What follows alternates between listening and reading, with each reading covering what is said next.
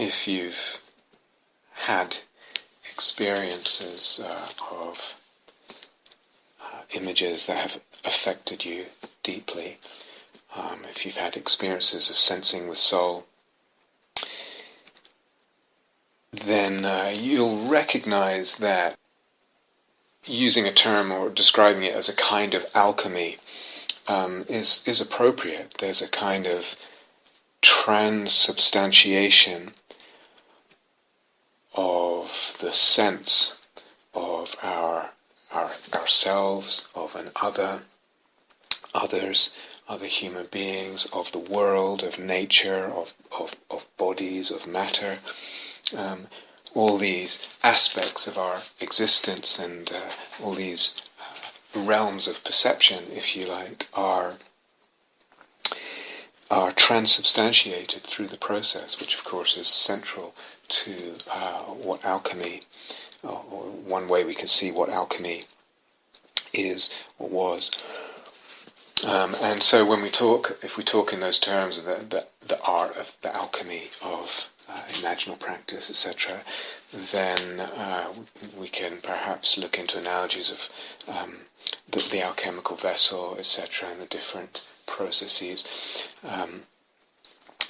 A kind of crucible is needed, or some kind of vessel. Actually, there's different kind of vessels in alchemy. And don't want to stretch that analogy too far. There's a breakdown pretty quick, probably. Or we could talk about, if we're asking, what is it that opens up the world of images? What is it that opens up the world to being sensed with soul?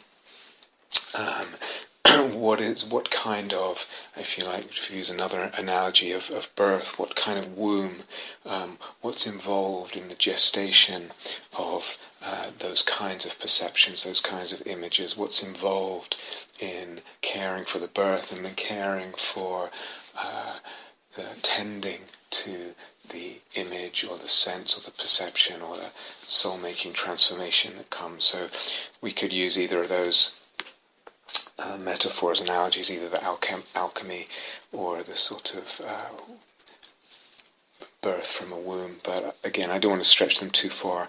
I want to say some preliminary things today that I hope will be helpful, and then get, as I said last night, get into more detail about some of the aspects of skill and art in these practices. So one of the pieces that I really want to return to and emphasize is the importance, in later talks of this series, is the importance of the relationship to our emotions. That that relationship has to be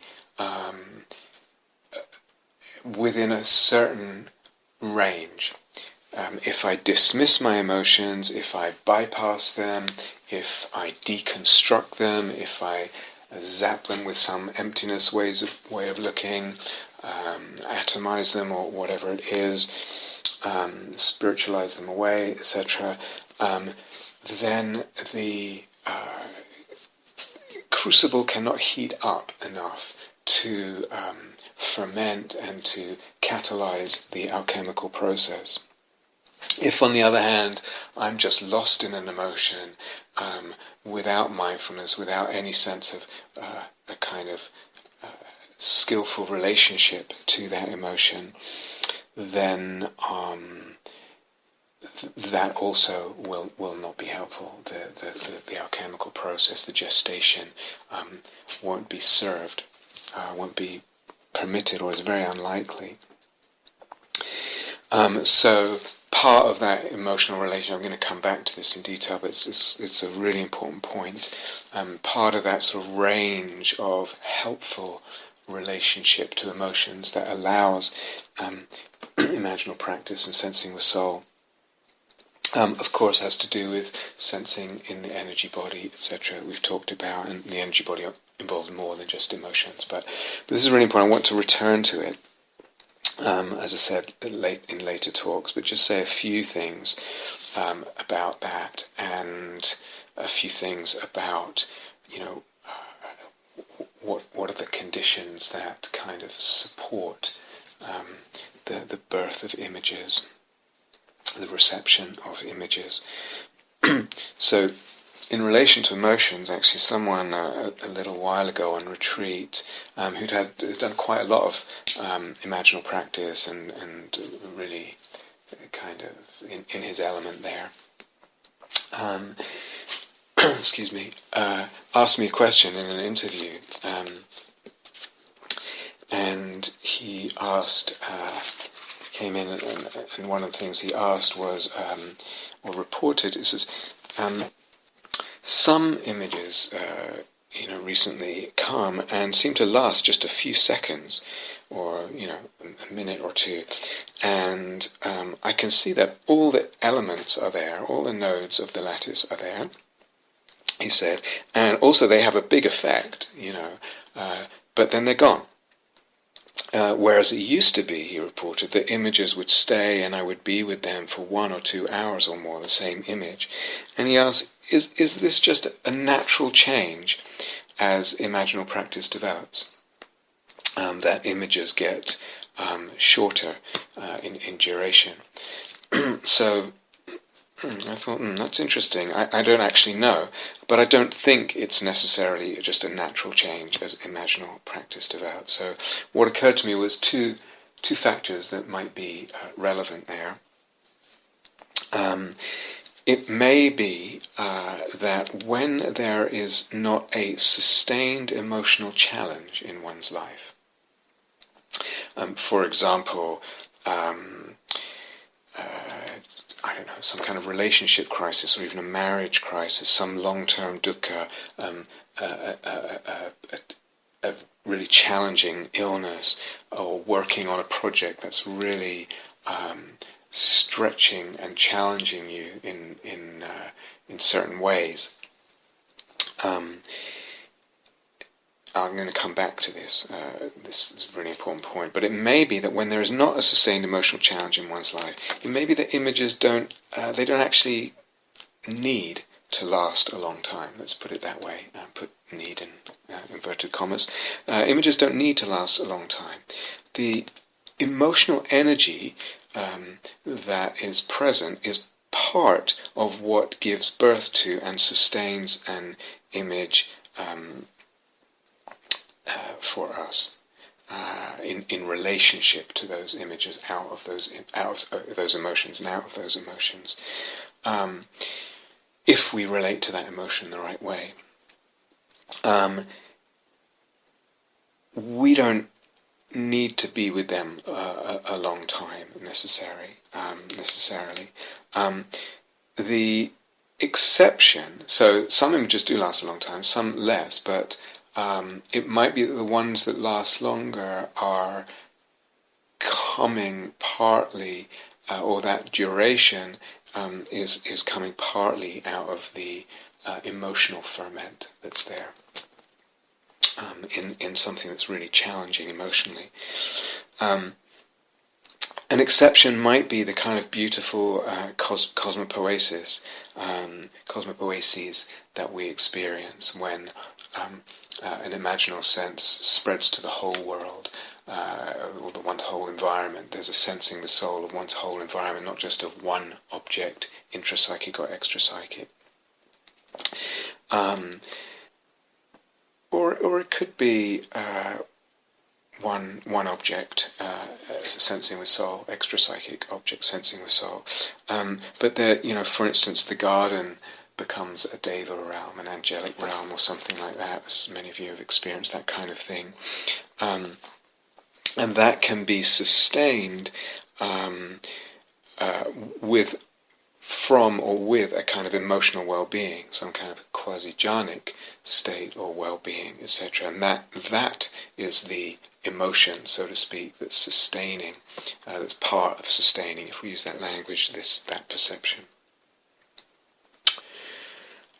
So that was one reflection that occurred to me. The second is, and again it's something we'll come back to, but an image needs us to tune to whatever are its most soul-making aspects.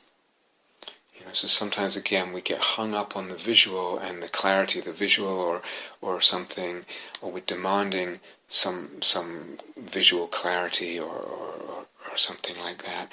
But that may not be at all what's most soul-making, really where the juice is, where the life of the image is, and the vitality of the image is. But if we don't tune to what is most soul-making, and then there's not a formula for what is obviously most soul-making, I have to intuit that, feel it, sense it in the moment without a formula. So my antennae have to be up, I have to be receptive and sensitive. But if we don't tune to what is soul-making, if we're actually focusing on something else, some other aspect of the image will lose its energy and its cohesion, and for instance the mind gets distracted, etc.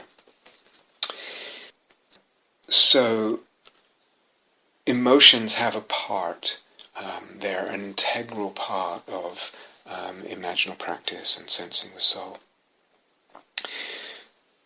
We could say, and I can't remember if someone suggested or asked, is vulnerability one of the nodes, perhaps? Is it, for instance, a 29th node?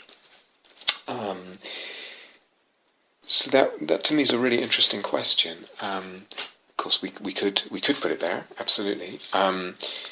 The elements are not kind of rigid dogmas, or they're not engraved in stone on tablets, etc. But let's explore a little bit this notion of vulnerability. Vulnerability actually means, from the Latin vulnera, as a wound, as a vulnerability, able to be wounded. It's sensitivity, if you like, but also it's more than sensitivity. It's this capacity to be wounded. A vulnerable wound can also be an incision, which is also a kind of opening. When there's a cut in the body, there's a kind of opening there. But let's ponder this a little bit. Vulnerability. So some people might be nervous with respect to imaginal practice, and believe or fear, be concerned that they're vulnerable to some kind of possession by an image, or a kind of loss of control or loss of their autonomy. I do not think that is a real possibility, a real vulnerability of soul-making in imaginal practice. In other words, I don't think that's at all likely to happen. I've never come across it. It might happen in other circumstances, but not the way we're teaching imaginal practice. A person might, however, carry that fear of being possessed as a sort of habitual pattern of expectation and behavior, etc. And they might carry that into any relationship. Fear of being taken over, of being dominated, of losing one's autonomy. Any relationship, human or imaginal, a person might have that concern or notice that pattern. I actually do lose my autonomy, or seem to.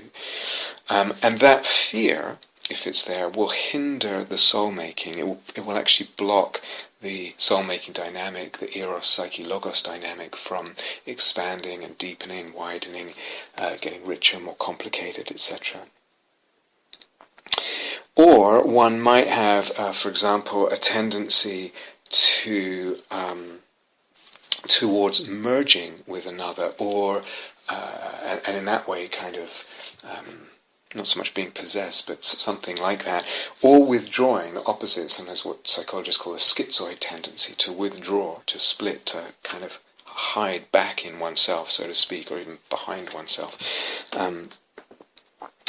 or alternate those. There's a sort of there might be a pattern of I do this and then I withdraw. I merge and then I withdraw, and I don't seem to have any control over that. Either of these tendencies, the merging will, or the withdrawing will prevent eros in our terms. It will block the eros. The merging, why? Because we've said that eros needs two, and when we merge, we've lost the two.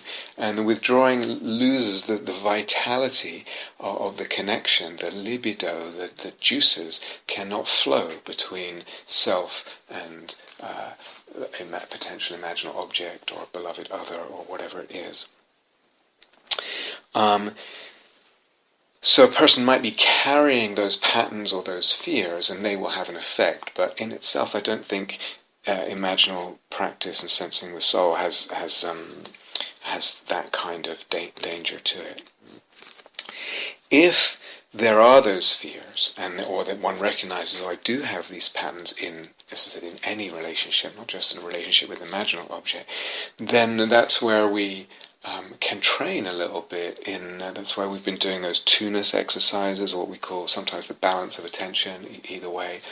Actually, what is it to be with another, whether that other is something from the natural world, whether it's a human other, whether it's a intrapsychic image. What is it to be in relationship with another where there's the twoness that is connected and alive, that the eros can flow without collapsing into one, without emerging, without losing myself in the other, or without a withdrawing. And so one can practice that, and I'll hopefully return to that a little bit in the series of these talks, how we can kind of fill out that practice a little bit. Again, talking then about fundamentals, basics, or potentially roots of soul-making practice. There might be a kind, there certainly is a vulnerability to craving taking over, or something that starts as eros, or some relationship which feels like it's full of eros, and then that eros becomes craving at any point if we're not caring for it, if we're not tending to it well. The expansion and the opening and life-giving and dimensionalizing, etc., that eros supports, allows, engenders, collapses when the eros collapses to become craving.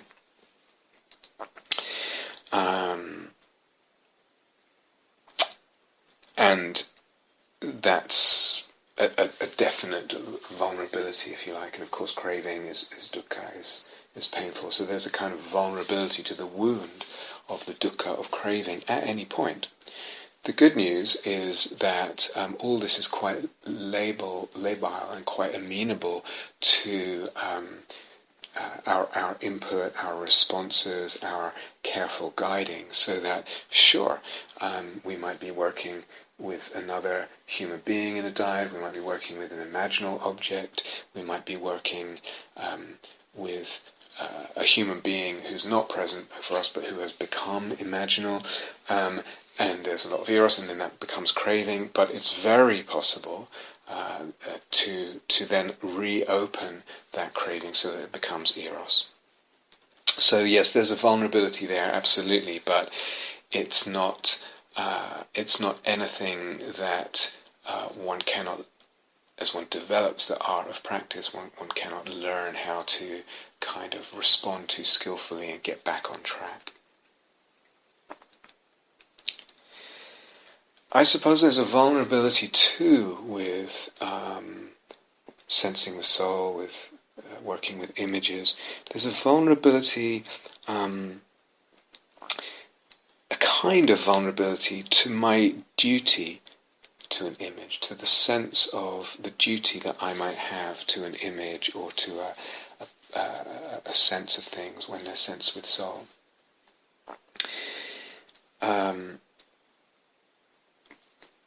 Partly, for a number of reasons, but one of the reasons is because that duty that comes from an image or a perception, a sense of something or things that has really touched us deeply in the soul, that sense of duty often wants to be seen by others. It wants to be expressed in the world and seen by others. Again, this is something I'm going to return to. And it wants to be valued. And of course that's dangerous territory, because it might be that we are blocked in one way or another, internally, externally, and not able to express it in the world. It's not seen by others, or it is seen. We have expressed it, it is seen, but it's not valued by other human beings. And so that's a vulnerability, and that vulnerability can never be entirely under my control or predictable. I cannot guarantee that what I find valuable and what I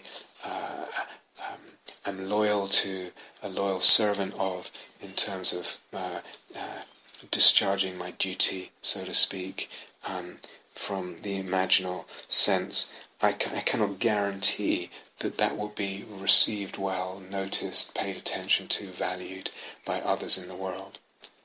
And there's, of course, plenty of instances through history where people have done that, and it hasn't been valued. But perhaps the value comes 100 years after the person dies. So Van Gogh, or there's countless examples. But there is that vulnerability, and so the duty is a kind of vulnerability. It's a burden. It's not a guaranteed success. We might have the pain of some kind of failure, the pain of some kind of incompleteness of the human connection, and a frustration of the soul's desire to be seen. Again, I'll return to this. This is quite important, and it's quite contrary to a lot of sort of more popular psychologies that would just put such things in delusion. Of course, there is a danger of that, but an over-reification, or put them in the categories of ego. Oh, why do you want to be seen? Why do you want to make such an impression on people? We'll come back to this in later talks. Sometimes that, I think if we talk about vulnerability in relation to imaginal practice, I don't know that it will ever be that an image comes, or a sensing the soul is there, and in that moment the very perception of the image sort of blows us away, in the sense that it's actually more than our circuits can handle. I mean, sometimes it's the case that the eros can feel more than we can handle, but that's true. But I've talked about how to sort of work with that skillfully, and that's a real important part of art. How to handle a lot of charge, how to develop one's capacity and one's skill handling eros so that it stays productive and doesn't shrink into craving and doesn't kind of just feel too much energetically to tolerate. I don't know that the sort of emotional impact of an image can actually be, I doubt that we're ever given more than we can actually handle in the moment. But sometimes the duty aspect, for instance, may seem sometimes to us to be more than we can handle, more than we can take on or do. We're asked to do something that feels really at the edge of our capacity or capabilities. It may seem that way. I was thinking about Mary, Jesus' mother, at the Annunciation, when the angel Gabriel came and announced to her that she was pregnant, and pregnant with divine life. And I think it's in the first chapter of Luke, if I remember. It's probably in the other Gospels as well. But she says, she responds to the angel Gabriel when it comes to announce this in the Annunciation. Says, I am the Lord's servant. May it be to me as you have said. It's beautiful, the humility, the openness, the willingness, the surrender there. I am the Lord's servant. May it be to me as you have said. And then the duty that she has as a mother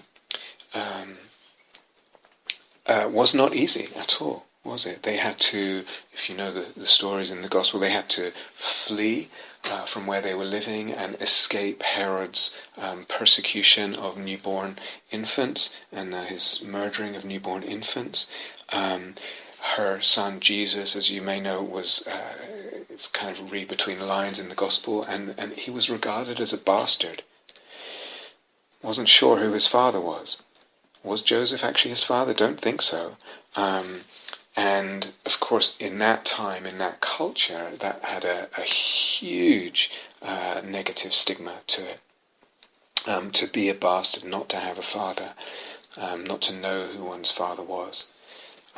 So Mary, as well as Jesus, obviously had to deal with that. That was part of her duty, raising a son who was regarded in the community as a bastard and kind of ostracized for that. And then, of course, Jesus is put to death and crucified, and Mary at the foot of the cross and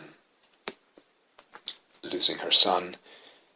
So the duty that she assented to, that she opened herself to, I am the Lord's servant, may it be to me as you have said,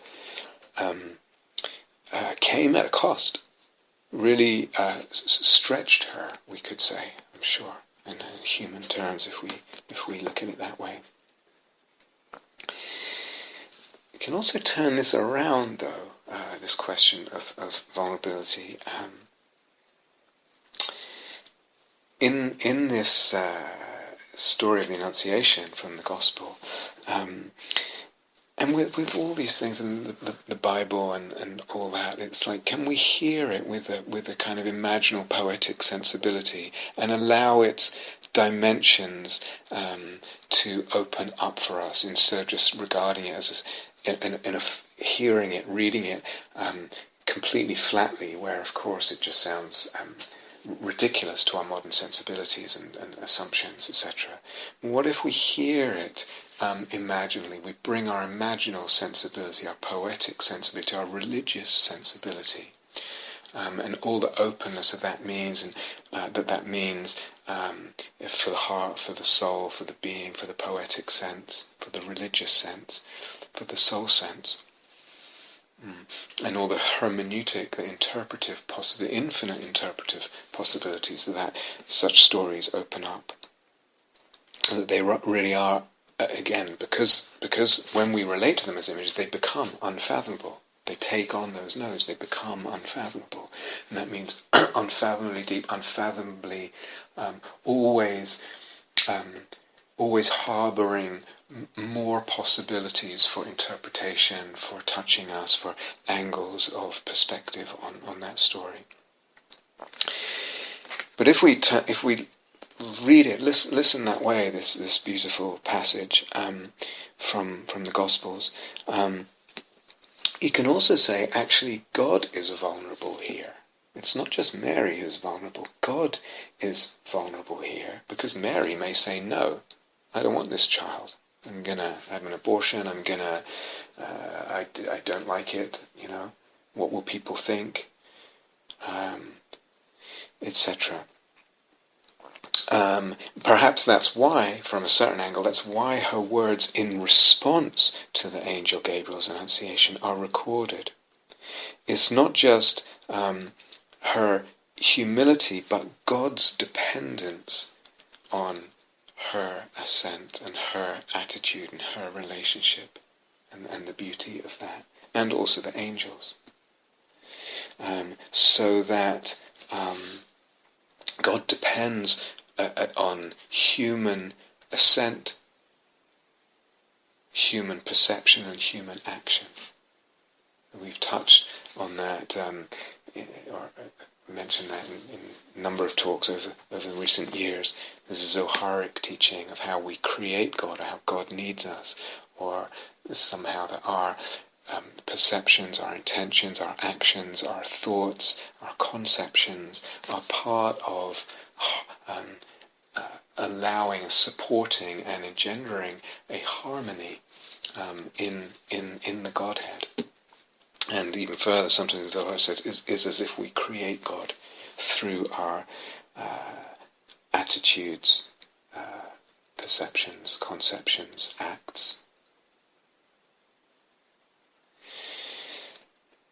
There's also, that kind of puzzling passage in the Old Testament where Jacob, an angel comes to Jacob as he's traveling, as he's on a journey, and an angel comes, I think, in the night, and Jacob wrestles all night with the angel, and he wins. Jacob wins, but he's wounded, and he carries a wound. The angel wounds his thigh. The vulnerability, the wound, the capacity to be wounded. Again, what would happen if we read that and sensed into those kinds of stories imaginally? Actually, if we don't hurry through that story of Jacob and just fill out a couple of other elements that are relevant and resonant to our paradigm of soul-making and sensing the soul and imaginal practice, and this issue of vulnerability, the angel and Jacob, and sometimes it refers to the angel as God. So it's either an angel or a God, or the angel is the face of God. They wrestle all night, and in a way, the angel couldn't completely overpower Jacob, but wounds him at the hip, and the thigh and the hip, but also blesses him. And so those two, in that story, they go together. The blessing from the angel, the blessing from the divine, and the wound go together. And also, the angel then, in blessing him, gives Jacob a new name, and gives him the name Yisrael. And there's different interpretations of what Yisrael means, what Israel means. So Philo, the ancient Jewish Platonic philosopher, interpreted the meaning of Israel. El is God. Yisrael is he, or one who sees God, one who sees the divine. Henry Corbin also follows that interpretation as a meaning for what Yisrael. So this angel and Jacob, they wrestle all night. In leaving, the angel wounds Jacob at the hip and blesses him at the same time, and in blessing him gives him a new name, one who sees the divine. So again, what happens if we hear such a story with our poetic sensibility, our imaginal sensibility? So we could say, yes, vulnerability is an element of the imaginal in certain ways, and not in other ways, as I try to explain there. Certainly, sensitivity is indispensable as a part of the of imaginal practice and sensing the soul. We need to be able to be impacted, and we need to be able to develop our subtlety of sensitivity. All this I've touched on before as well. Sometimes what can happen, if we talk again about the vessel or the gestation of images, sometimes what can happen is something touches us in life, some sense or perception of things, or physical touch even. And at the time we register it and we interact with it or whatever. But later on, maybe a little while later, or sometimes even months later, the memory of it becomes image. So this can happen in all kinds of ways and through any of the sense doors. Sometimes it can happen, for instance, with sex. There's some kind of sexual love-making or interaction with someone, and at the time may be enjoyable and lovely and wonderful, but it's as if sometimes later something in the soul is kind of, I don't know what we'd say, metabolizing or digesting that experience, and the memory of it becomes image.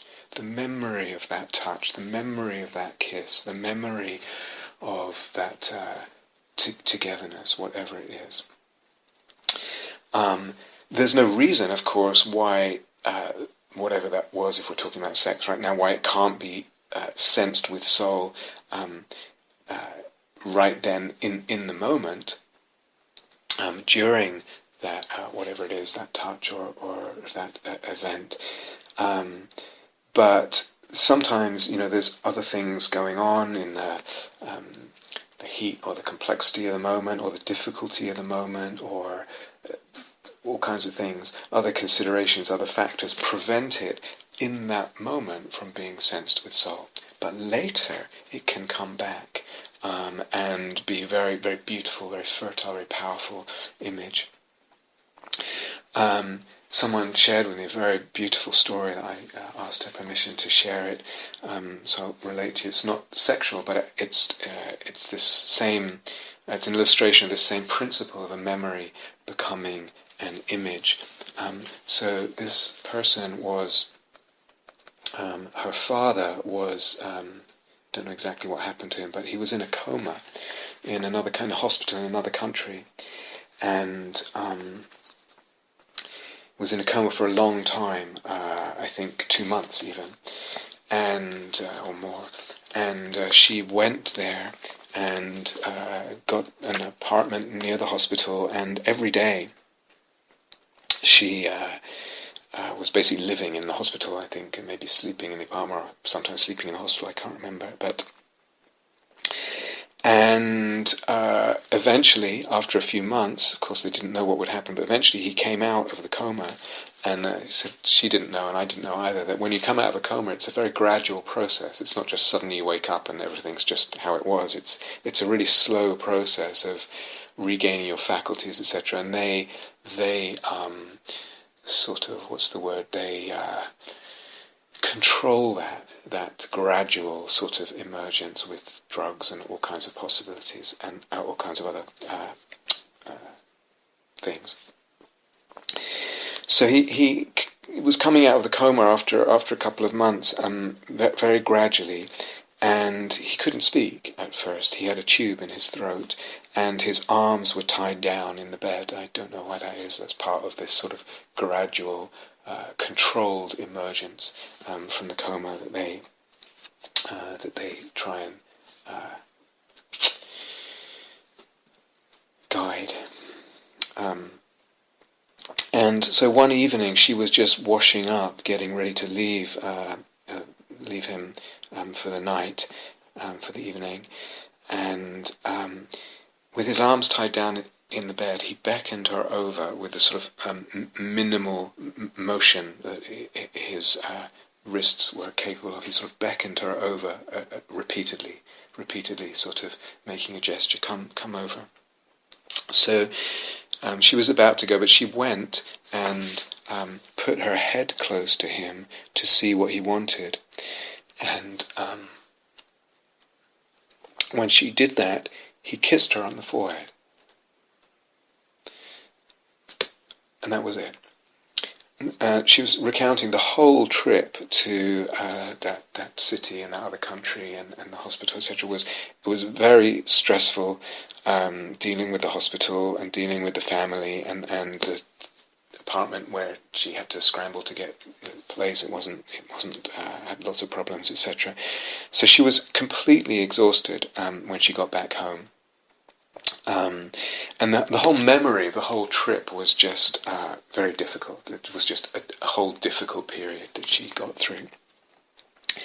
And then some months later, she was walking in meditation, doing some walking meditation at Gaia House, and the memory of that kiss to her forehead suddenly came as a primarily kinesthetic memory. Again, not necessarily visual. It came primarily kinesthetic. She kind of felt it on her forehead again. And in that moment, this is months later, she said it felt like a kiss of blessing from God. This gentle, loving, blessing, probably grateful kiss from a father to his daughter. And so she calls the image God's kiss, and with it, that kiss, a grace that opened a door to a whole other sense of the whole time, the whole period, that whole stretch of months, just had a whole other sense to it. So much meaningfulness, so much beauty there, completely different view, moved her to tears. And just to be clear here, in becoming for her that the memory of that kiss, in becoming for her God's kiss, as she called it, it's not then in that image divorced from the Father's kiss. It's the Father's kiss still, but it's gaining the dimensionality of the divine. It's not now something other, and the Father's kiss is forgotten. There's a growth, an extension, an enriching, a complexifying, a dimensionalizing, etc. of the original experience and of the memory and of that event. So, if we talk about gestation, there's also this possibility, and again, some of you will recognize this kind of thing from your experience. There's also the possibility, something happening in life, something impacting us, and at the time we don't even recognize the impact, or it actually doesn't have the impact, it doesn't seem to have the impact at the time. A little while later, that the memory of that exchange, event, touch, whatever it is, that sense, impact comes back and it becomes imaginal.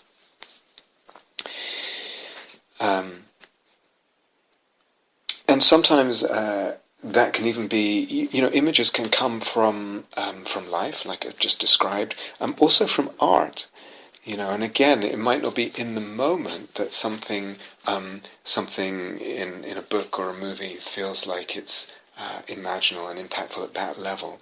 But if something goes into the soul metabolizes it, digests it, and makes image of it. It creates, discovers image, imaginal image from this thing. So I remember I saw this movie. I don't know if some of you have seen it. I don't know if it was the second half or some portion. I definitely missed a big chunk of the beginning. So, because I couldn't quite figure out what on earth was going on, but it might have also been just that kind of movie. I think it was called Cowboys and Aliens. So, anyway, I won't try and explain what it was about, but these cowboys were sort of battling these bad aliens, and there was, it turns out at some point, a good alien on the cowboy side. And so I was just kind of watching this. I think I must have been a little bit drugged on some medication or something, but I was kind of watching it somewhat bemused. And there's a scene right near the end where the good alien woman, she crawls into the core of the bad alien spaceship with an explosive device, clasps it with crossed arms to her heart center. There's a gesture. Can you see, like, crosses her arms, clasps this sort of small bomb, obviously a very powerful bomb, to her heart center, closes her eyes, and blows herself and the bad alien spaceship up in an act of self-sacrifice for the sake of her people and the humans on Earth. And I didn't think that much about it at the time, other than what an odd movie this is, with cowboys and aliens in it, doing battle. But that image came up for me several times over the next few days, and it became imaginal for a few days. I sensed somehow a kind of I sensed it somehow mirroring or mirrored in a way of relating to my life. So again, here's that echoing, infinite echoing and mirroring, part of the meaningfulness. A way of relating to my life with the possibility of dying soon.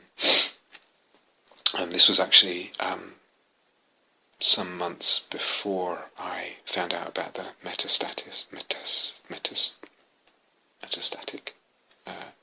metastases. But somehow there was something mirroring my life, the possibility of dying soon, my illness, a dedication to my work, our work, my sort of time and purpose and possible sacrifice for the sake of, and there's where the openness and the infinitude of the infinite echoing and mirroring, certainly my work, etc., but it had that openness, that infinite echoing of possibility there, for the sake of what? But it was powerful in its effects, this sort of image from a funny movie, extracted from a funny movie, in the energy body, in the sense of alignment, in the resonances, in the sense of my existence. So her suicide in the movie, her dissolution in sacrificial explosion, seemed somehow to open up a kind of space of time, if you like, for my sense of a life dedicated to my soul duty, with all the kind of specifics of that, and the nebulousness of that, and the open-endedness, and the fuzzy edges, the soft elastic edges, and the individual meanings within an infinite meaningfulness, etc., all of that. But, I choose that partly because it was such a sort of seeming odd place for an image, a potent image to come from. But basically, art, etc., can spawn images in us. If we talk about the vessel, or the womb in which images might take birth, I recall, and sometimes I have to remind myself of this now. In the beginning, the initial stages when I was beginning to explore imaginal practice, and how sort of completely opportunistic I would be, which I think is what I'm trying to say is that's a really good thing. There was a huge willingness to go with the slightest kind of clues or sense of possibility of something becoming an image, the slightest cues, and that attitude, I think, is really helpful, as part of a helpful vessel. So sometimes I've talked about this again before, sometimes doubt almost always comes up. Oh, I don't know if that's a worthwhile image, that's probably just rubbish in the mind, etc., or whatever the doubt says, oh, that's too weird, that's not weird enough, whatever the doubt is. But that attitude of just being willing to kind of go with something, work with it, see what happens. And of course, sometimes you feel like, well, that wasn't very fertile, that was a waste of time, but you can only learn something in the process. I think at this point, for you, it might be a little different, because back then for me, I had there was no one telling me this is what should happen, or this is what you're aiming for, not this, or that's, this is the path, these are the teachings. There wasn't that. I had read some Hillman and some Jung and some other stuff that didn't really touch me.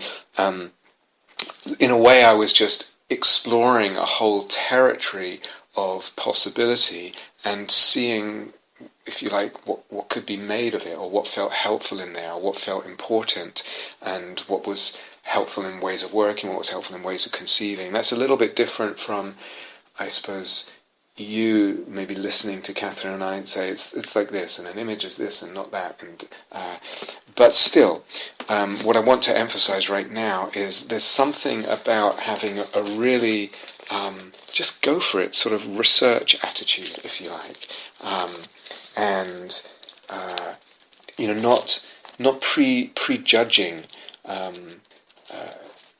whether we think something is going to be helpful or not.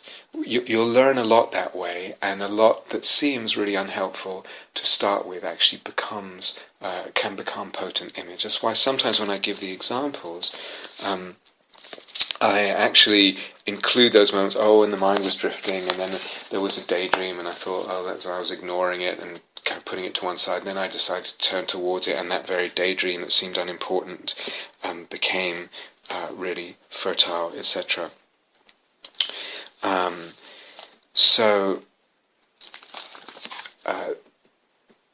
I want to encourage that kind of attitude of opportunism, research, just trying, just going for it, It's really important.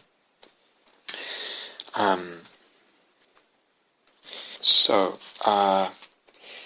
then as one works with an image, of course, because it's so dependent on the way of looking and the way of relating, and when we can start to tweak and change the relationship we have with an image and respond to what's happening there and tune right and all of that, then something that may have seemed very inconsequential or irrelevant or whatever, or just silly, can become image.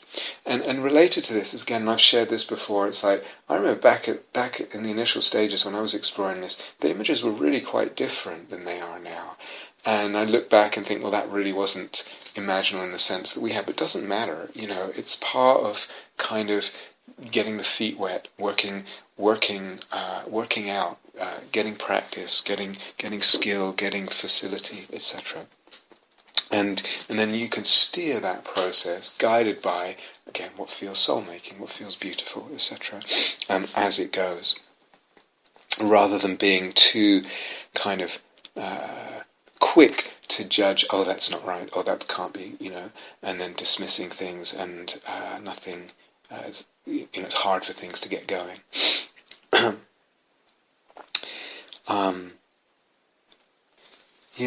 I've put out as well,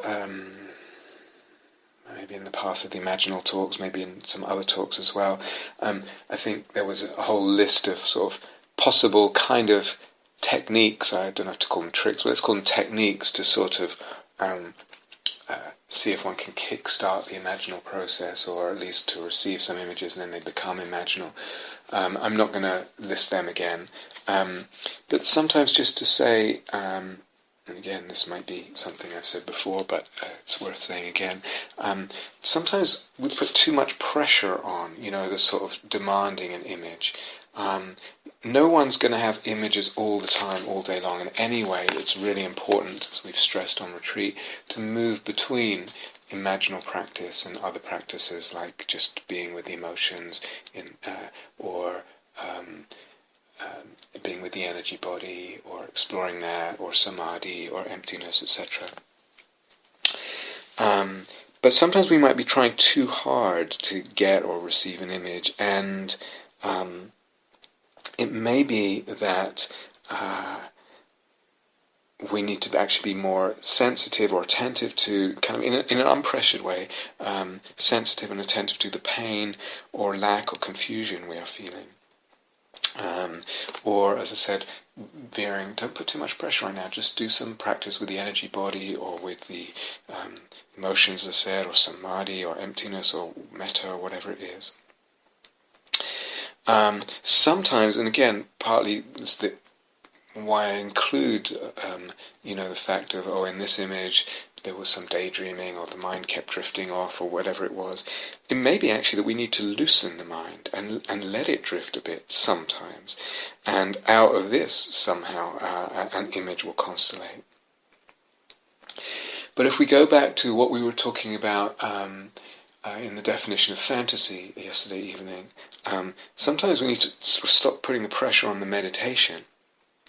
The image may already exist for us in our lives and how we see our lives at times, as fantasy or as a being or event in our life that either is already somewhat imaginal or certainly has that potential. And it can be picked up on there outside of formal meditation quite easily, and then perhaps brought into the meditation if one wants.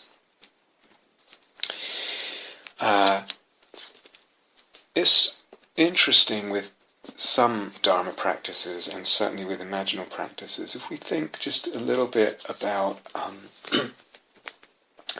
for instance, the way mindfulness is often taught.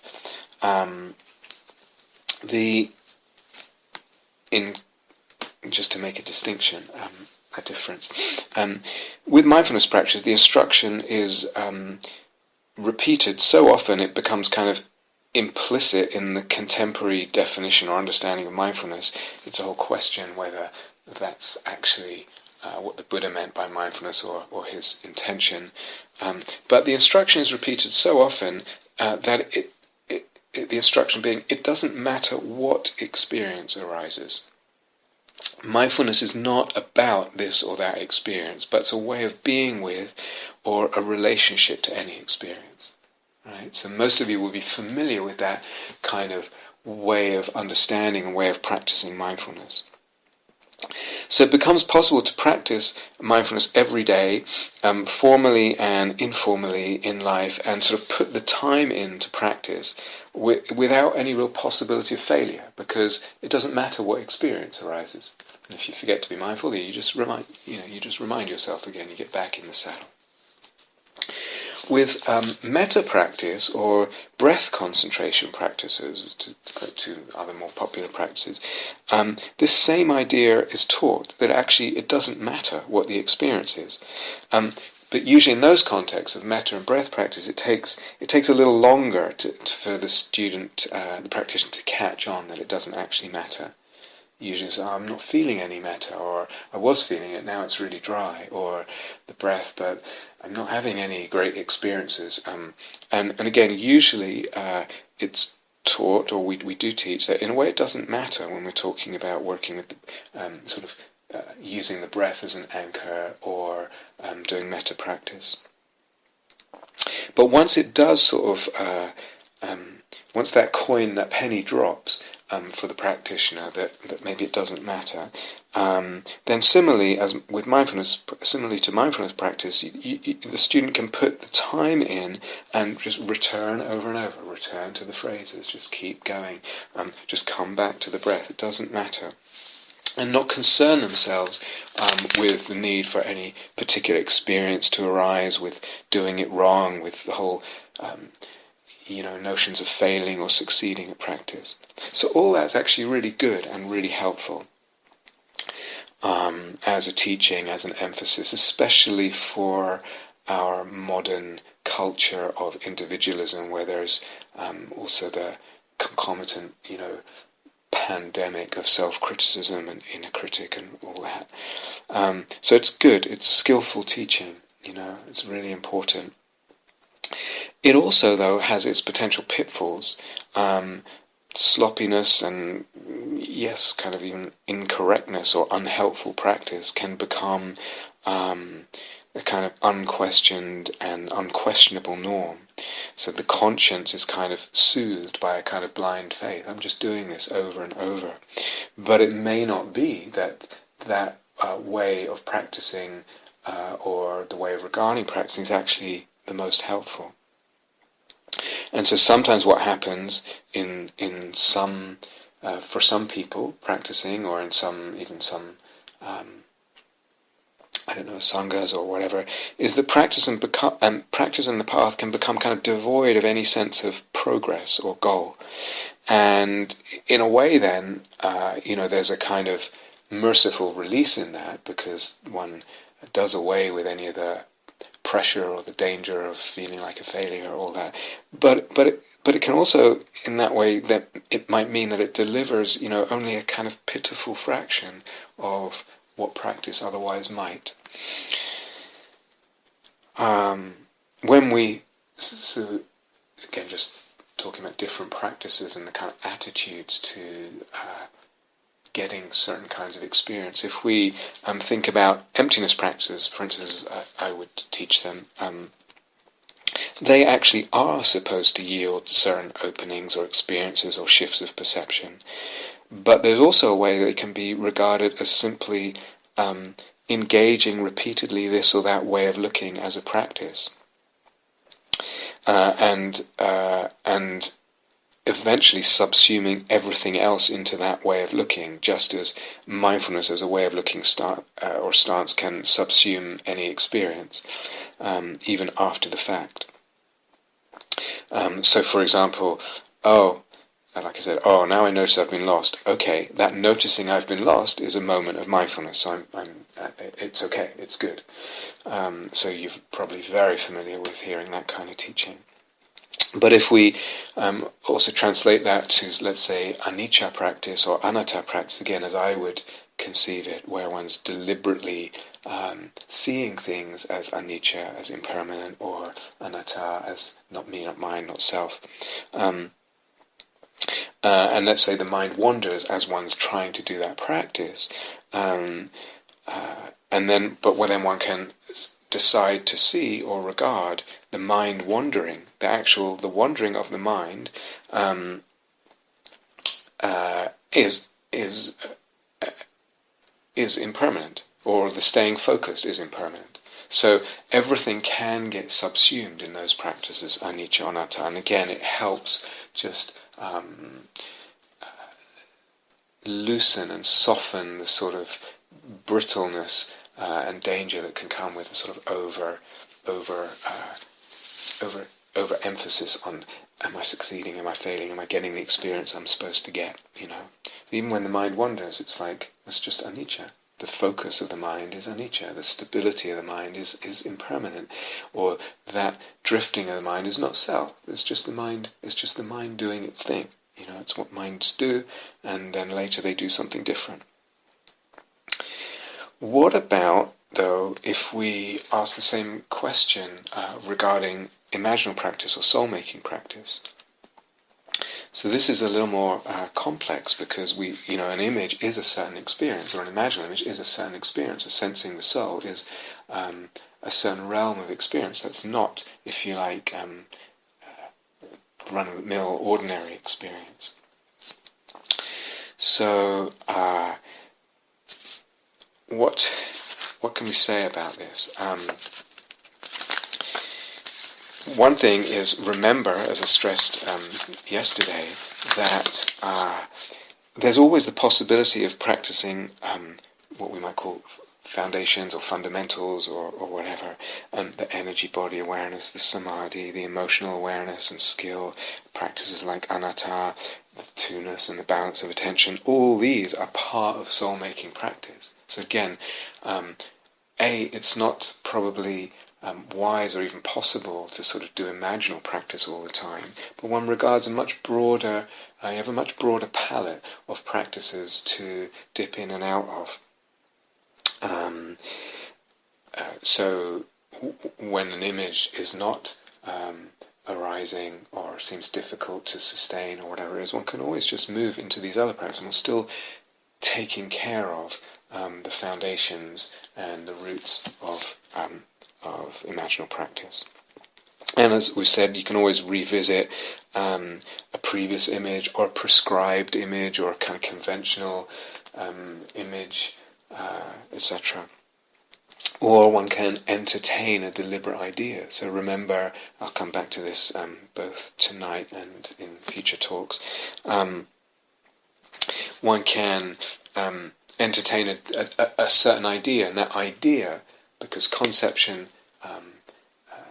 influences, shapes, opens or closes perceptions, that entertaining, lightly holding a certain idea about the cosmos, about self, about matter, about the world, about whatever it is, about one's personal history, about dukkha, about anything. That entertaining of that idea deliberately, lightly, skillfully, becomes like a seed or a yeast that opens up the perception to more sensing the soul. So there's all those possibilities too, when it seems like certain experiences, i.e. imaginal images, are not occurring immediately.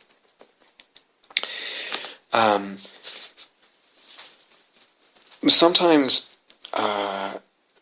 we can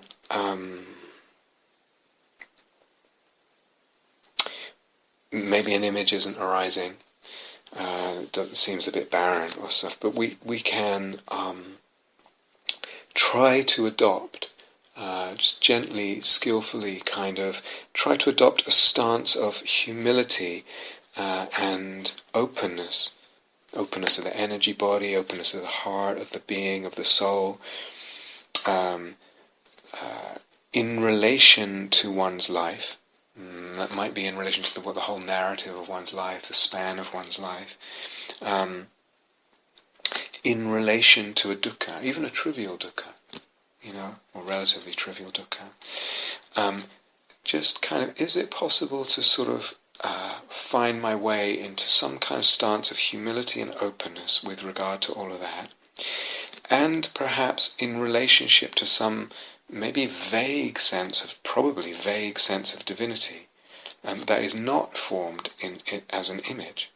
So I have a kind of beginnings of a humility, beginnings of an openness, or attempting to support a kind of gentle openness to all that, to the dukkha, to the sense of life and being and soul.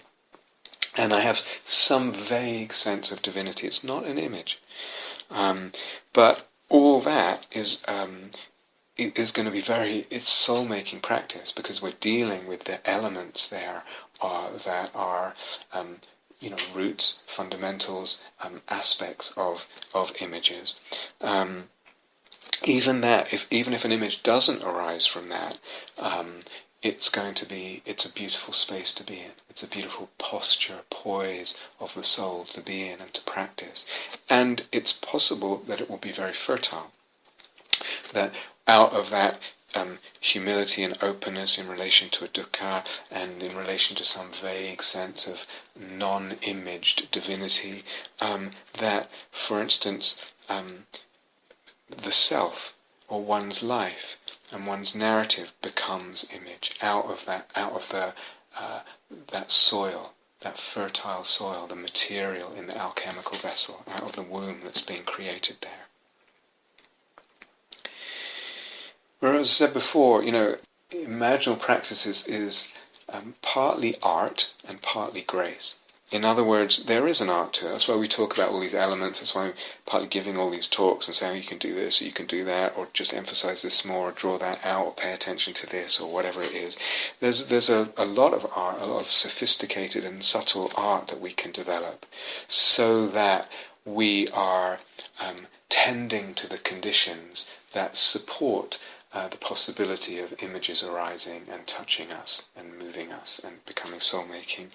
But it's art and grace. In other words, there's always going to be an aspect of imaginal practice that is beyond our control, that's not in our power, never completely in our mastery, in the range of our mastery. There's some kind of...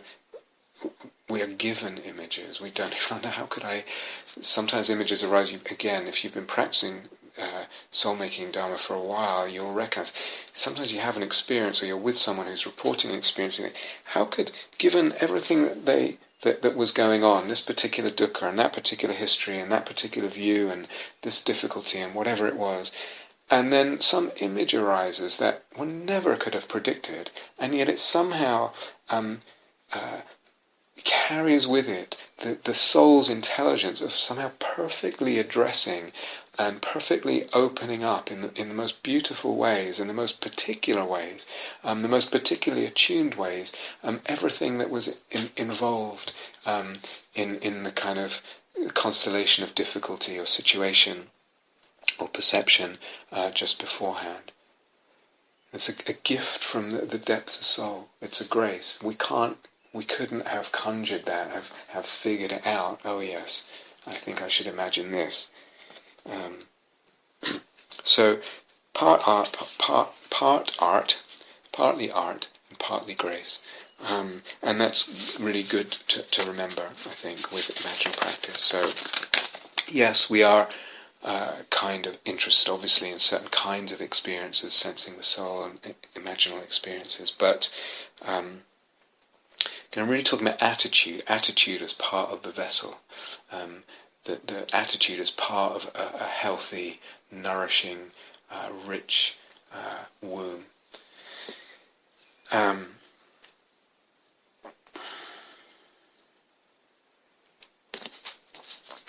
Let's see. So again, if we talk about attitude a little bit,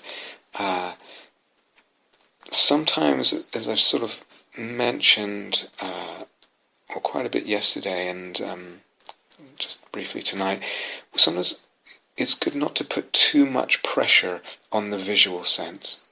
And this, even when a person knows and has understood, oh yeah, images are not necessarily visual, or that's not the most important thing, sometimes there can just be I don't know, is it cultural, is it why, a habit or a tendency to just even subtly kind of expect or demand some kind of visual experience.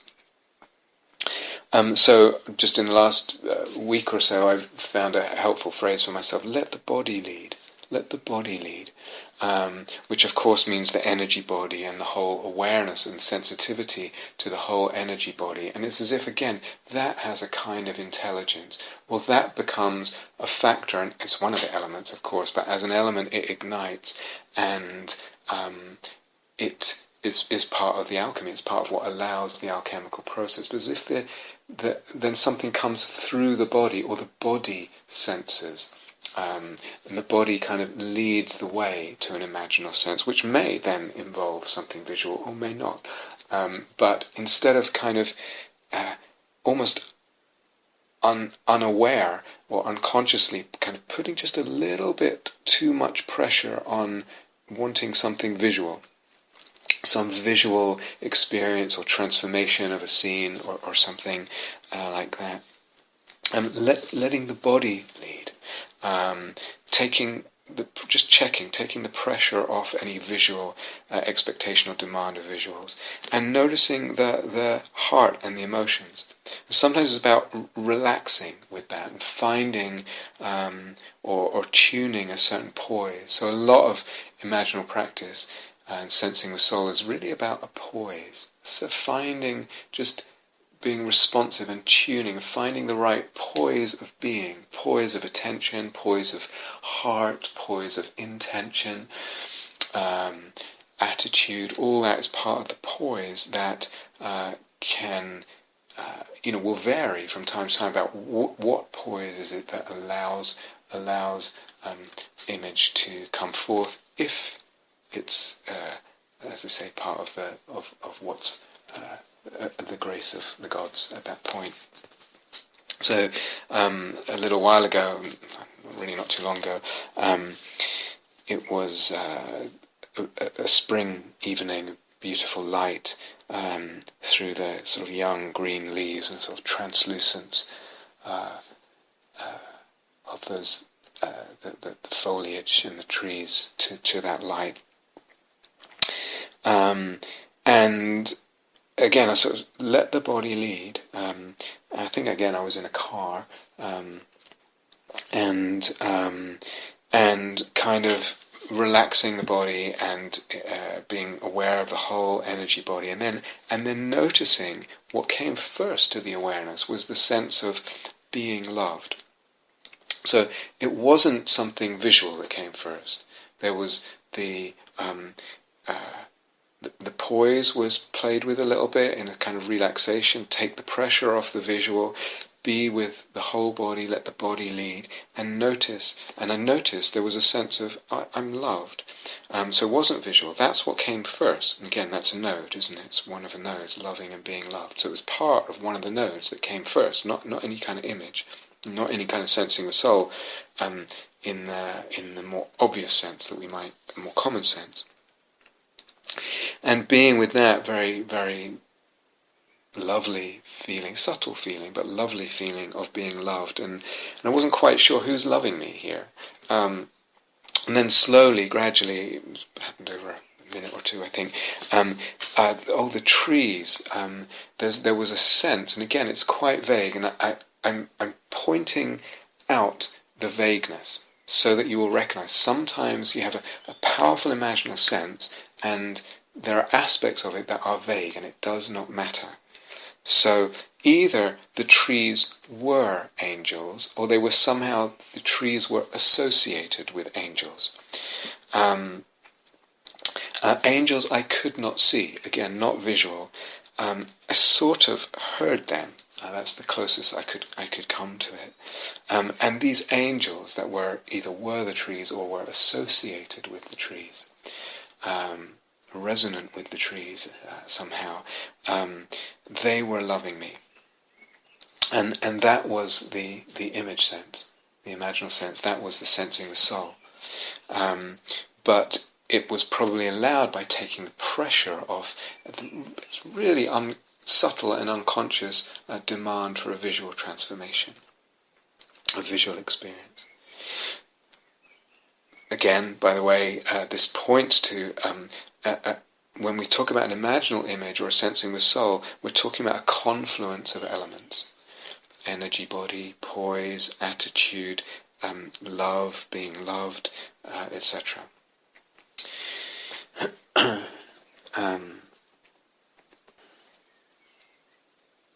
Again, just lingering on that example, there's again this kind of opportunistic attitude. It's as if, as I said, the antennae are open and working, and without pressure, just ready to receive, ready to tune. They're sensitive, tuned to receive anything that could be or become soul-making. And then, so the sense of being, actually what's also interesting here, actually this is a different experience, but it's somewhat similar that I had. The being loved came first, and then an emotional awareness came of grief.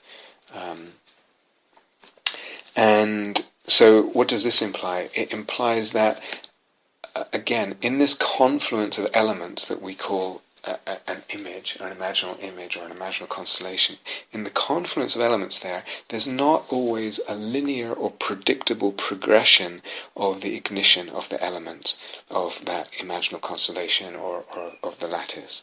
So in this case, it was, as I said, the being loved came first, then the emotional awareness. There's an emotion there that was kind of liberated to be felt more clearly and more helpfully and more deeply. Now we could ask, this is by the Bible, we could ask, was that emotion, was that grief there already, so to speak, waiting to show itself, to be felt when love was present? Or is an emotion anyway always a dependent arising, so that it doesn't, like anything else, doesn't pre-exist this or that condition that's part of it? So there was a certain emotion that arose with love that wasn't there first, That's by the by.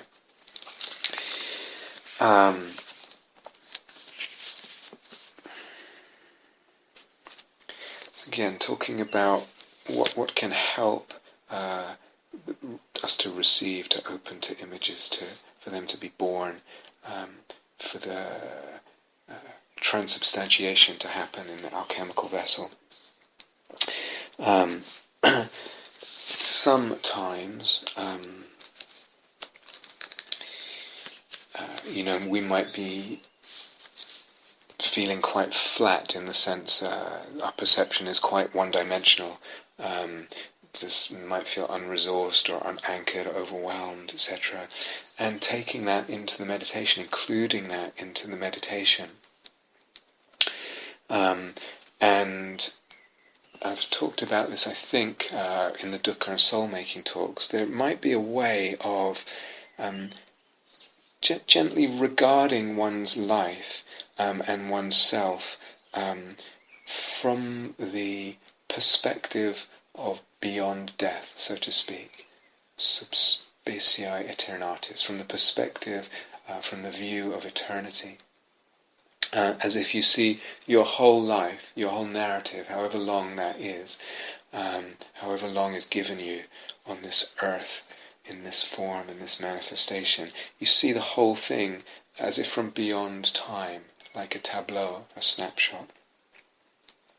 And that move, that perspective, if you can find your way into that perspective, including all the difficulty that's going on, all the challenge that's going on, that very move itself can allow and support a sensing with soul of oneself. One senses oneself with soul, one's narrative with soul, and then also the world, etc.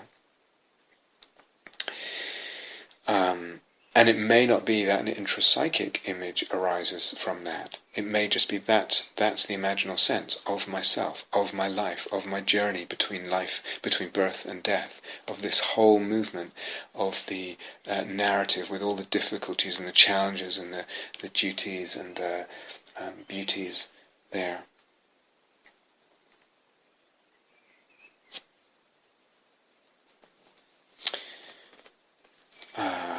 And the particularities. So again, when I say this from the point of view beyond time or beyond death, or from the perspective of eternity, I don't mean a kind of view that goes into a perception of it all being one in some vast awareness. That's great. It's a wonderful mystical perception, etc. Really helpful at times. But we're talking about including and retaining and giving import to and significance to the particularities of our soul, our lives, our journeys, our narratives, our difficulties, our dukkha, etc. Rather than dissolving them in some kind of equality of oneness, wonderful as that is at times, different kind of leaning. But there's a change in perspective there that allows self and world to be sensed with soul. So that kind of thing is very potent and important too.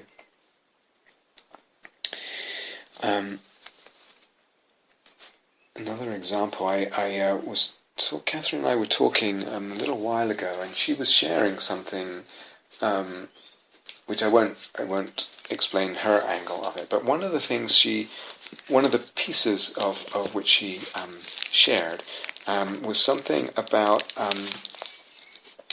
was an idea, the idea I am soul, and it was just a piece of what she was saying, and she had taken it and was taking it in a certain direction, but that idea, that phrase, stayed with me. I am soul, and I began over a few days practicing with that idea. It became quite potent for me. So there was this idea which she shared. It was just a part of something she was sharing, exploration that she was sharing with me. But somehow that idea landed in my mind and heart, and I began using it as something in my practice that helped to engender sensing the soul. So I am soul, sort of what it really was, or part of what it was for me, how I used it, was this kind of movement of identification away from a sort of maybe typical or default modern view of who I am, or what's the sort of essential reality of a human being. And it was coupled with this idea of the Buddha nature or God participating in my soul. So I am soul was also that I am soul. I mean, I am part of God's soul, or part of the Buddha nature's soul. My soul participates in God, in the Buddha nature. So all that was part of this loose idea. It was fairly loose, but potent, in that it relativized the relationship and actually with the body and matter, etc., and relativizes also the ontological status of the body. I am soul. I am not just body. Again, this wasn't like filled out as an idea in all its details and all its sort of philosophy, etc. It was reasonably loose.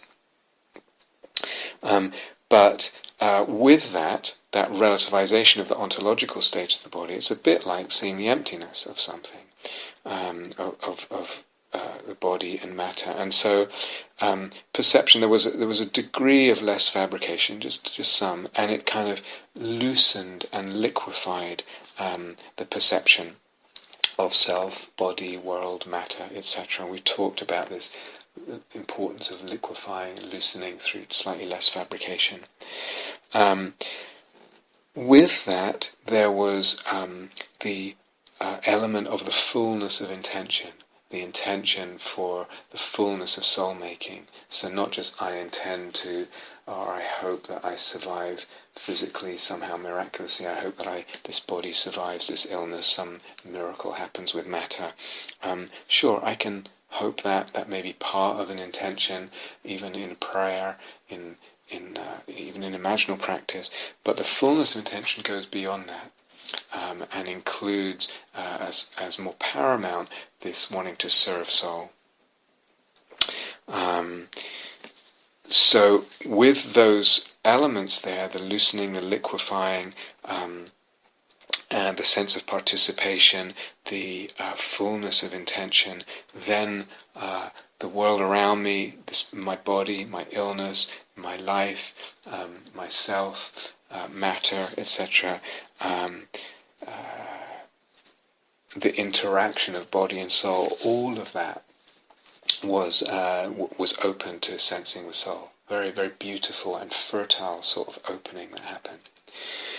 One of the kind of more general principles in that what I've just shared is the fact that there's an idea, and even when the idea is not that clearly spelled out or worked out, I am soul, and it became associated with other ideas, and might have been a little bit different, or even quite a lot different from what Catherine meant originally. It doesn't matter. The principle is an idea, as I mentioned earlier, an idea can be taken up and function as a kind of soul-making seed, a seed for soul-making, a yeast, something that fertilizes and opens the sensing the soul and the perception of anything, really. So, again, I don't want to stretch this, the analogies of alchemy or womb too much, but and birth too much. But if we talk about how to take care of images once they're there, and how do we take care of them? So there's a birth, and how do we tend to that infant? Again, I don't want to stretch the analogy too far, but I want to share something from a yogi who again gave me permission to share these, but it just to emphasize this point of when when an image is partially formed, that our attunement, our kind of sensitivity to what is what is essential here, in the sense of what aspect of it feels soulful, feels the most soul-making. And it might be an idea, or it might be an aspect of the image, or could be anything. But that attuning helps to nourish the image and allow it to become more fully imaginal and potent. So this person was sharing with me a while ago, more than a year probably, but sharing their that the painter Egon Schiele, a Viennese painter at the turn of the century, some of you will know him. Egon Schiele, the painter, and also Bach's music are often imaginal figures for her, she said. Not so much Bach, the person or the composer, but Bach's music, but Egon Schiele, the painter. So these two were images, and she shared an image with me, the image of Schiele painting her portrait. I'm not sure if she was posing naked for it, I'm not sure, but that was the image, and having heard the teachings that I gave on eros and sexuality, and also having felt like there was a certain aridity in general in her practice, which she thought might be blocking her eros, because she felt no opportunity to express or share her eros sexually or romantically in her life, and so that she was blocking her eros, and that caused a certain aridity in general in her practice. So she was wondering about that and kind of thinking, well, if that's the case, maybe I should steer the image towards something more sexual. But it didn't feel right. Okay, so it's not the fact of having the thought, maybe I should steer it this way, and then steering it that way. That in itself, as I said last night, is not a problem. It may be a problem, but we ascertain, it just doesn't feel right. It doesn't feel like that's what needs to happen, or that doesn't actually feel soul-making. Partly what was happening here was that there was a limited idea of what eros is. But the not feeling right, she tried to steer it towards a sort of image of sex with the painter, but that didn't feel right. And that not feeling right is an indication and a sense to trust, just as the feeling right is also an indication and a sense to trust, conversely.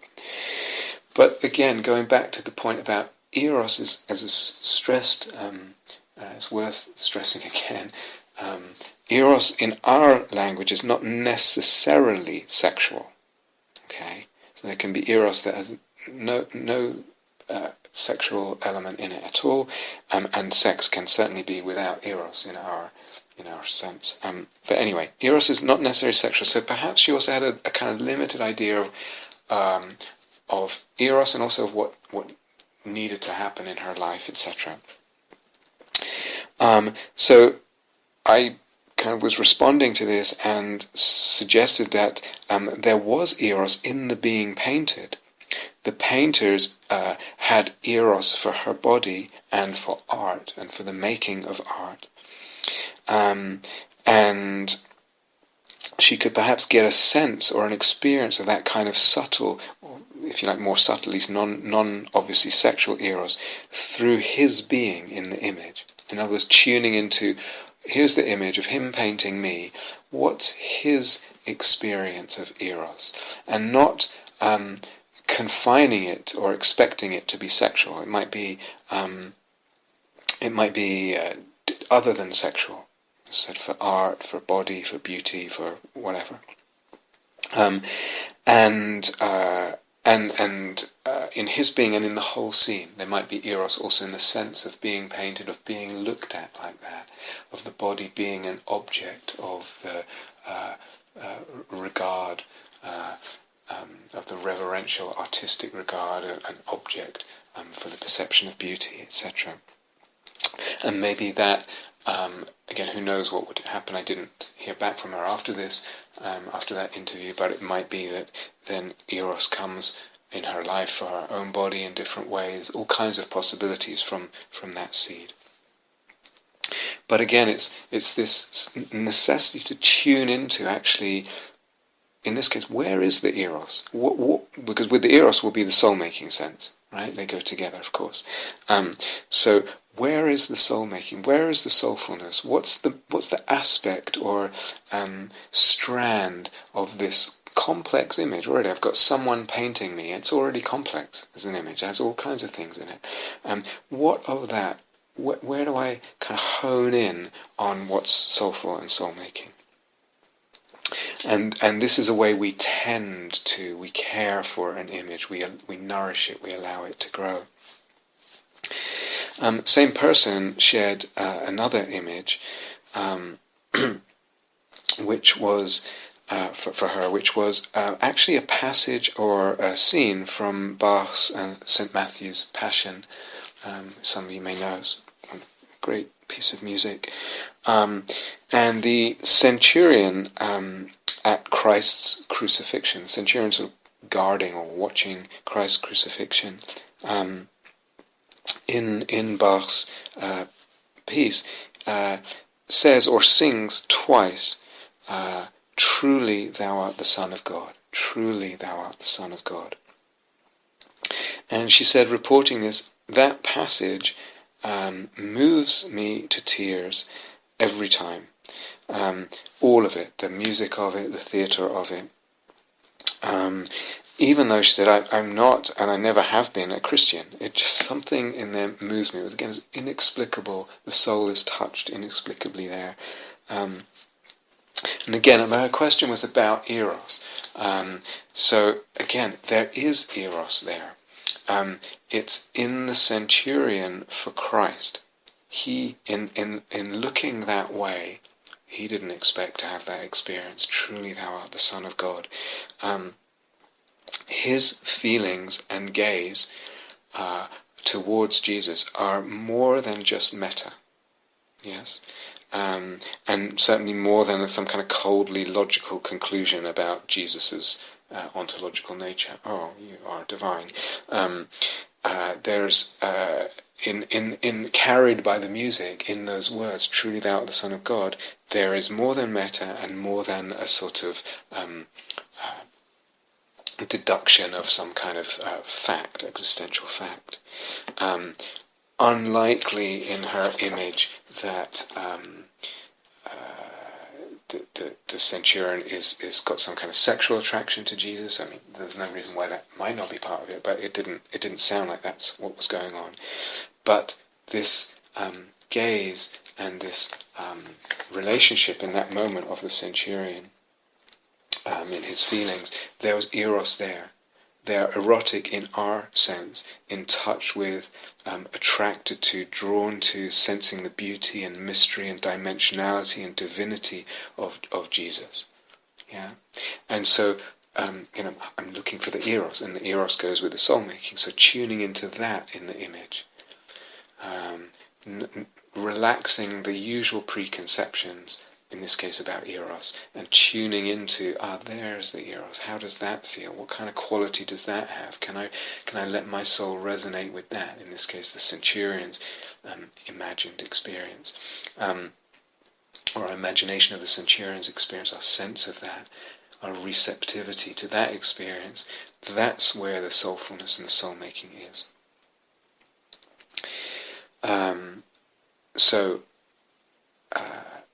Sometimes it's just a more subtle receptivity and sensitivity to notice and tune to where the Eros and soul-making is with an image at any time.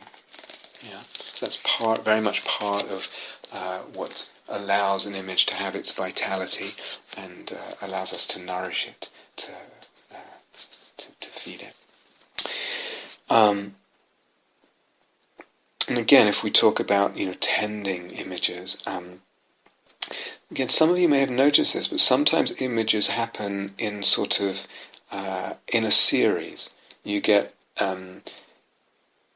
sometimes you get the same image coming back deliberately, or it just comes back for a while, or long stretches of time, or periodically over sometimes years, or whatever. But sometimes you get images that seem to kind of express a similar theme, or have a similar kind of object, but they're actually different, and we can see that sometimes images are happening in series like that. There's a series of images, which is important. So I remember it's about a year ago, I think.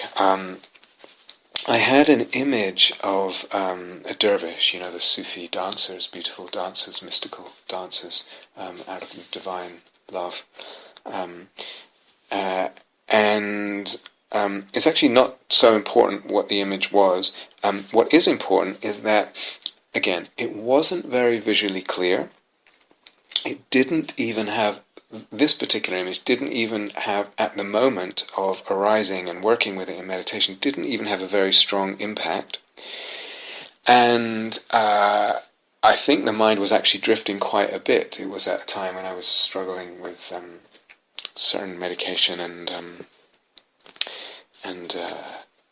not sleeping because of a thyroid condition. So the mind was drifting. It didn't have a strong impact, and it certainly wasn't very visually clear. A little while later, though, I was on a train platform going to see a doctor, and the train was late, so I just took the opportunity to walk up and down the platform, and the body felt so open and free and I might say naked, but again, it was a very particular kind of feeling of openness, freedom, and nakedness. What had happened before that dervish image was that there was, again, this whole series of images related to body, and a few of them had to do with sensing my body as an instrument, and that came out of a little bit what I shared last night about the grief in relation to music and giving up the instrument of that I used to play as a jazz musician, a guitar, and working with it in over a period of time in the meditation, and actually sensing my body as a kind of instrument to be played, or for me to play, or both. And so that was a certain sensing with soul of the body, and that was, I think, some days or maybe even weeks before. But images may come in series to affect this or that, to make soul, the organ of sensing with soul, in this case sensing the body with soul. Each individual instance of an image in that series, sometimes we might not even connect them, and then you look back and you see, oh, there's a connection here. Each individual image may not always be powerful, or even think, well, that was kind of neither here nor there, it's not one to write home about, or whatever. But cumulatively, something is being worked on in the soul. Again, the soul's intelligence is operating, in this case, in a series of images of different perceived impacts and importance at the time, but somehow the soul is stitching these together over time with gaps in between, etc. And in that walking up and down, that sense of the body, which is also a sense of self, sensed as, again, it went into a kind of cosmopoesis in its connection with the surroundings, but very particular to that image, particular to the kind of nakedness, sense of nakedness and openness and freedom that came into the body with that. But the point is about the series, and somehow, again, attitude, trust, not dismissing something because it may be part of a bigger picture which we don't grasp yet, we don't glimpse yet, because we haven't stitched those things together. Something is operating below the radar with an intelligence that is beyond us. And it's only after the fact, or after a little while, we say, oh, there's a process there. Yeah. There's also, I've sort of said this, but it's worth just making it clear. Some images are very slow to become fully imaginal, for all the elements to sort of ignite. Sometimes that happens over many sessions. Sometimes it's gradual. Sometimes they don't seem promising at first. So this, again, I think I alluded to it or spent a bit of time talking about it, the whole question of pacing in the Path of the Imaginal talks, and a kind of sensitivity or attunement or wisdom to the pacing that is involved in any kind of imaginal birth and imaginal tending, or tending to the imaginal.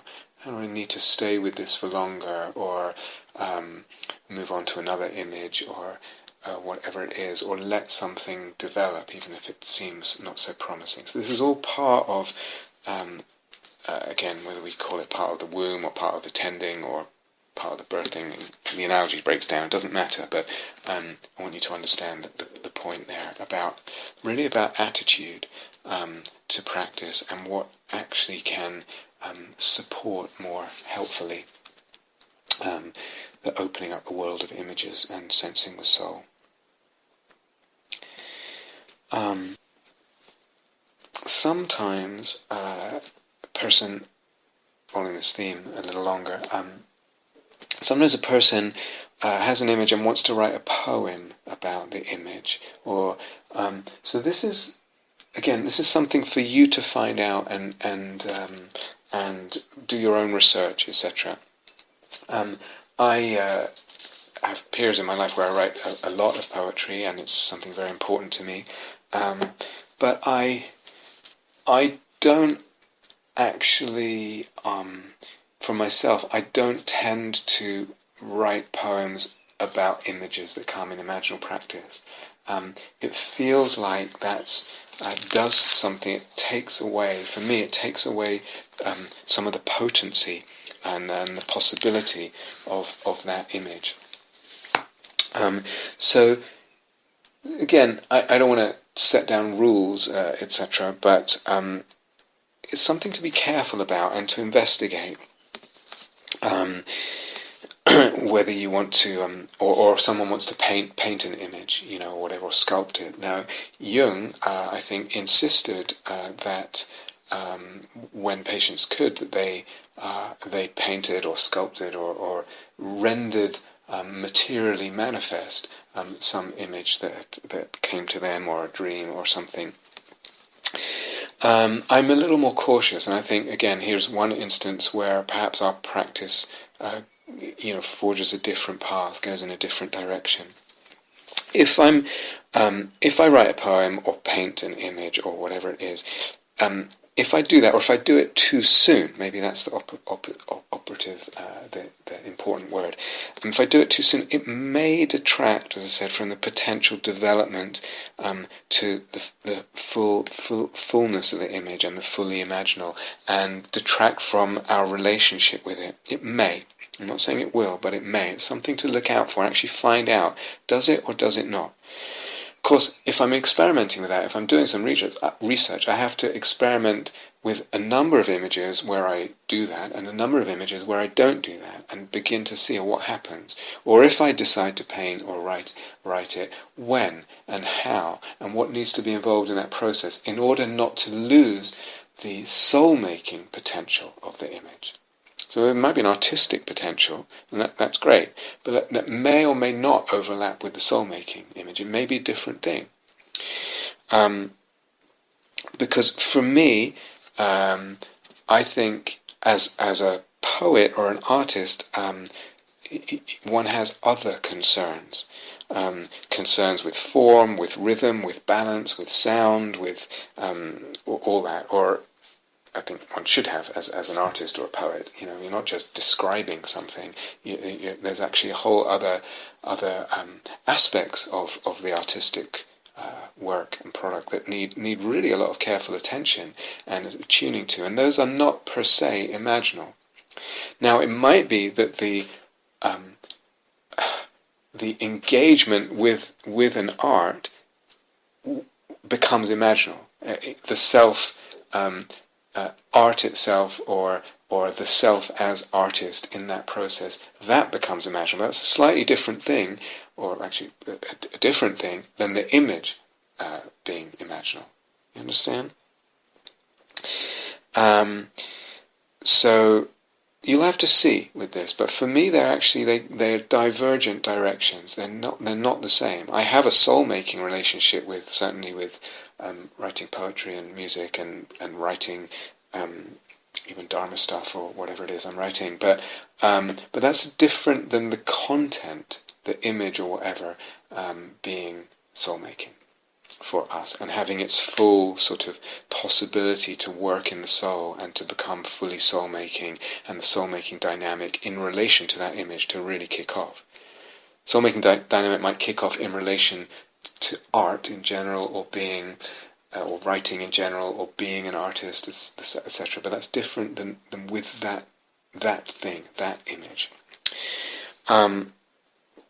So Jung, as I said, the Jungians tend to emphasize this materialization of an image, but I think for us the materializing may be more in the energy body and in the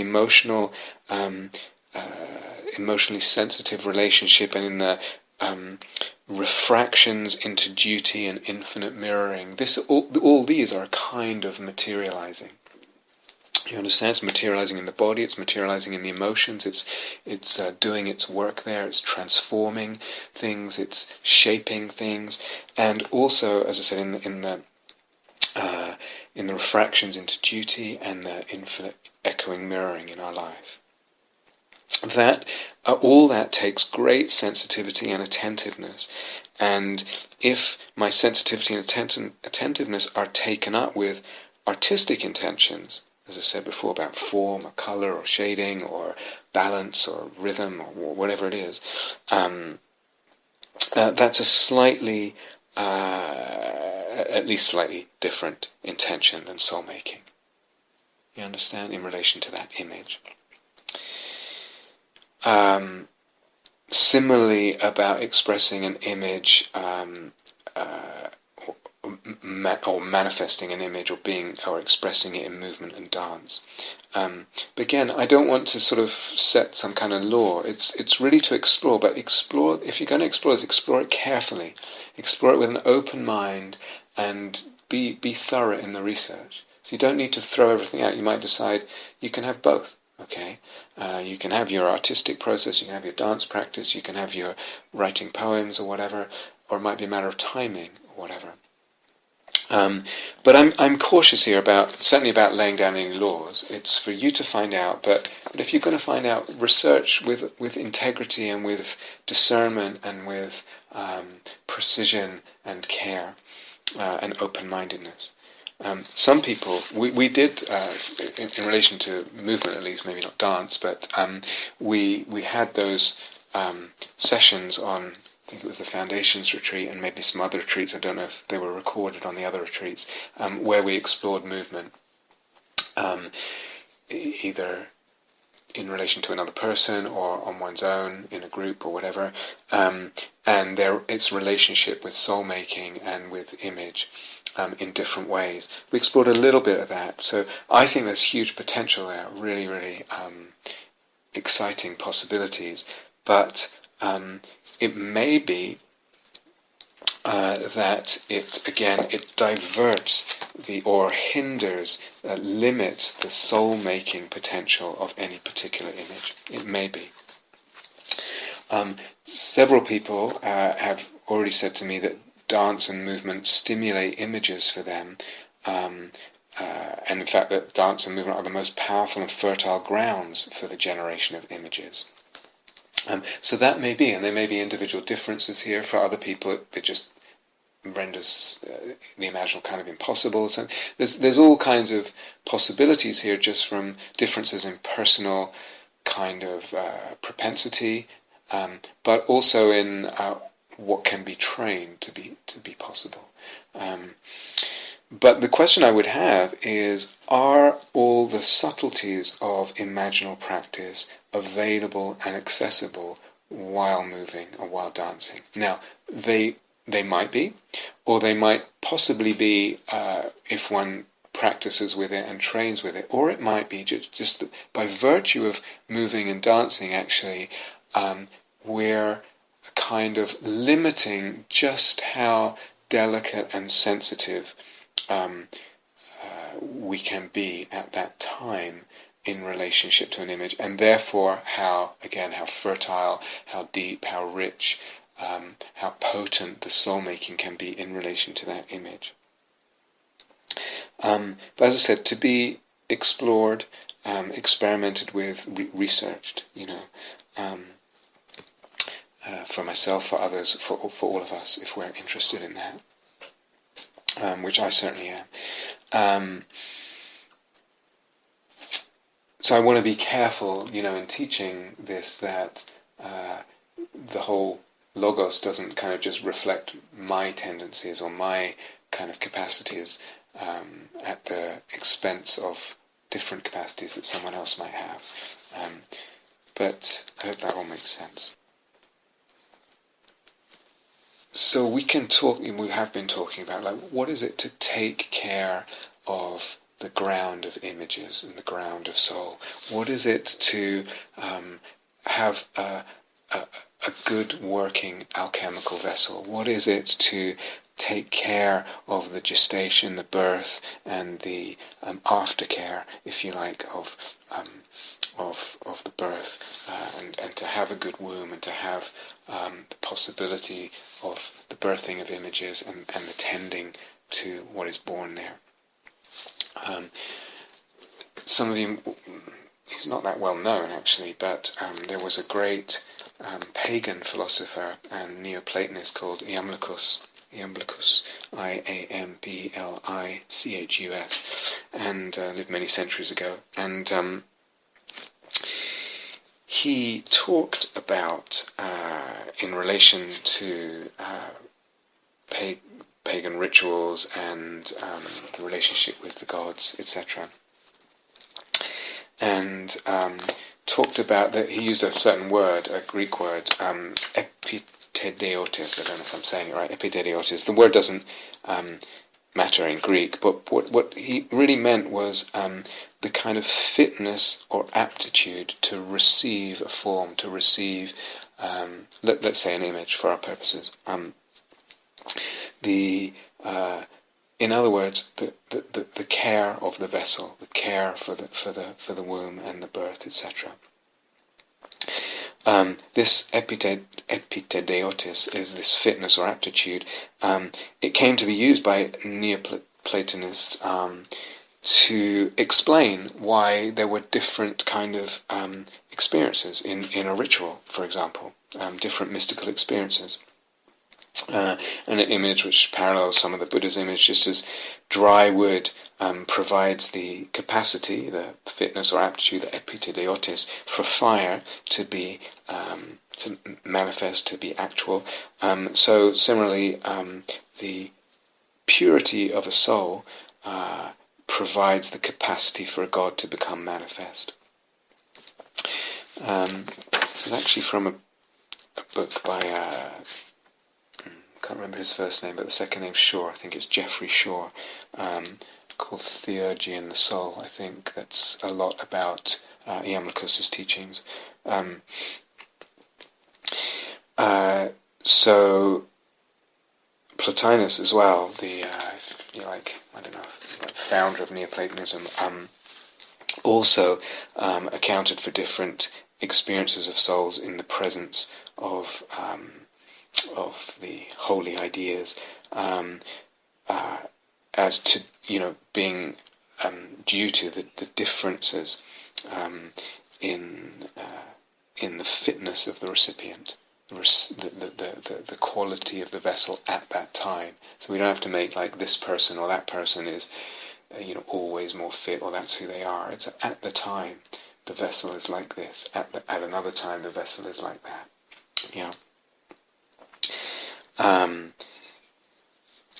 Iamblichus' teaching, so Plotinus actually compared it to the reception of light in clear or muddy water. Yeah, So how that water kind of holds or reflects or carries the light, the sunlight that falls on it, differs a lot if it's muddy or clear, or etc.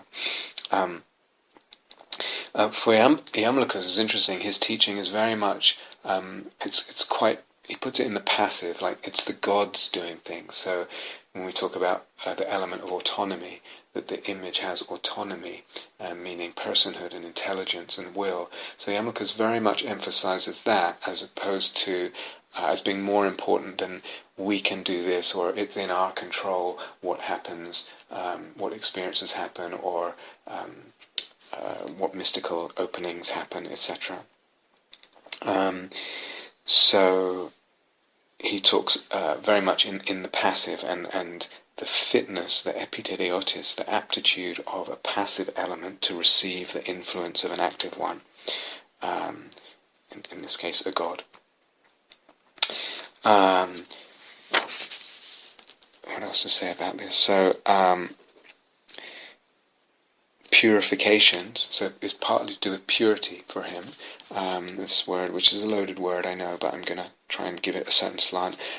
They're necessary for every soul. And so Iamblichus says that the time one spends in prayer nourishes the intuitive mind and generally enlarges the soul's receptacle for the gods. The soul's readiness for divine transformation is talking about this aptitude, this fitness, this he describes conditions of the soul that are fit to receive the God. Describes a kind of cleansing of the soul that makes it fit. So the soul itself was a kind of receptacle of the God. The soul itself is the alchemical vessel, if you like, in this.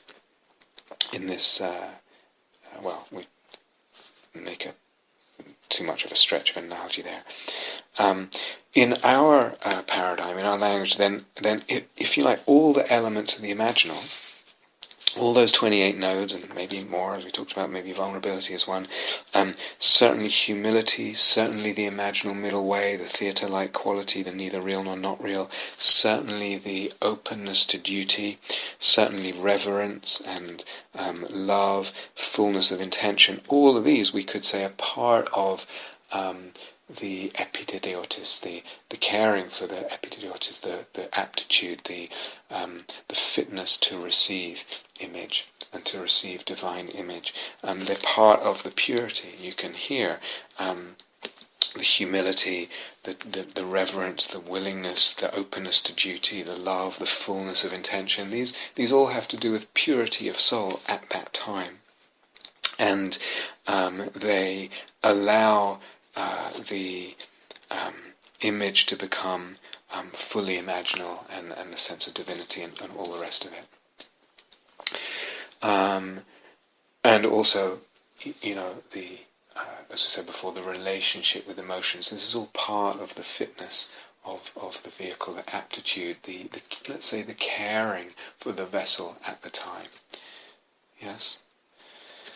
Okay, so we're going to go into quite a bit more detail of some of this, but I just wanted to give some hopefully helpful pointers today. Thank you for listening. To learn how you can support the teachers and Dharma Seed, please visit dharmaseed.org/donate.